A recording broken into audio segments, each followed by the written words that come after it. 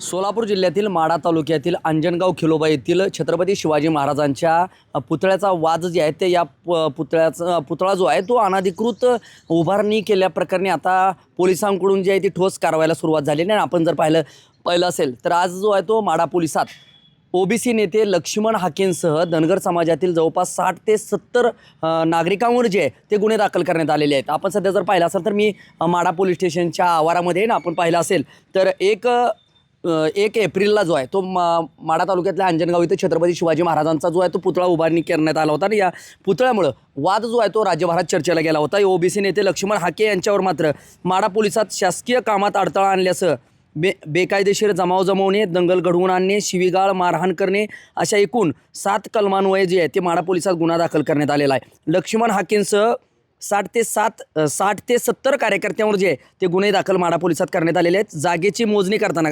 खऱ्या अर्थानं आपण जर पाहिलं असेल तर या खिलोबा देवस्थानच्या जागेची मोजणी करताना शासकीय कर्मचाऱ्याला जे आहे ती धक्काबुक्की केल्याप्रकरणी माढा पोलिसात लक्ष्मण हाकेंवर अखेर गुन्हा दाखल करण्यात आलेला आहे. अंजनगाव खिलोबा इथं खिलोबा मंदिराजवळ छत्रपती शिवाजी महाराजांचा अश्वारूढ पुतळा जो आहे तो अनधिकृतपणे बसवण्याच्या कारणामुळे परिसरात तणाव निर्माण झाला होता. जवळपास 4 दिवसांनी मोहोळचे माजी आमदार राजनजी पाटील यांच्या माध्यमातून हा वाद जो आहे तो अखेर या वादावर पडदा पडला होता आणि याच पार्श्वभूमीवर आता भूमी अभिलेख विभागाकडून देखील संबंधित जागेची मोजणी करताना ही घटना जी आहे ती घडली होती आणि 3 एप्रिलला सायंकाळी मोजणीसाठी गेलेल्या पथकाला जे आहे ते लक्ष्मण हाकेंकडून जे आहे ती धक्काबुक्की आणि मारहाण त्या कर्मचाऱ्याला करण्यात आली होती. याबाबतचा व्हिडिओ जो आहे तो समोर देखील आला होता. दरम्यान आता ओबीसी नेते लक्ष्मण हाके यांनी शासकीय कर्मचाऱ्याला धक्काबुक्की केल्याचा आरोप जो आहे तो FIRमध्ये नोंदवण्यात आलेला आहे आणि मोजणी थांबवण्यासाठी धमकी दिल्याचं देखील फिर्यादीत नमूद करण्यात आलेलं आहे. त्यामुळे आता जर आपण पाहिलं असेल तर कालच या ठिकाणी जे आहे ते बाळाराजे आवारे जे आहेत ते शौर्य प्रतिष्ठानचे ज्यांनी पुतळे राज्यभरात वाटप करण्याचं काम करतायत त्यांच्यावर गुन्हा दाखल करण्यात आला होता. त्यांना अटक करण्यात आली होती.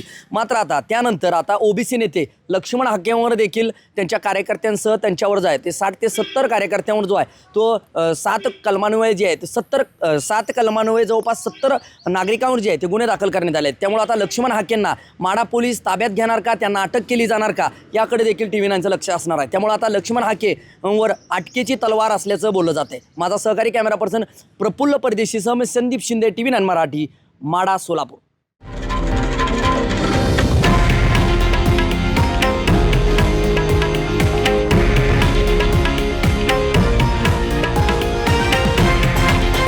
हे आहे देशातील नंबर 1 न्यूज नेटवर्क आणि आपण पाहत आहात TV9 मराठी, एकमेव.